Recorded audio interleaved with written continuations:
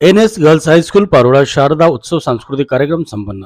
या कार्यक्रमाच्या अध्यक्षस्थानी शरदजी जैन, चेअरमन वसंतरावजी मोरे, माजी खासदार सचिव मिलिंदजी मिसर, मुख्याध्यापक नंदिनी मोरारकर, शरद आहेर, टाइम न्यूज चॅनलचे संपादक Sahebrao Babar, Morarkar madam, Khairnar sir, Shirode sir, Thackeray sir, Chaudhari sir, Kothawade madam, Sandeep आणि भूषण शिरसाट, अविनाश पाटील सर, कपिल माने सर, तसेच पूजा बावर यांचा, मोनिका पाटील, प्रियंका मोहिनी सह अन्य विद्यार्थ्यांनी आज कार्यक्रमाला उपस्थिती दिली.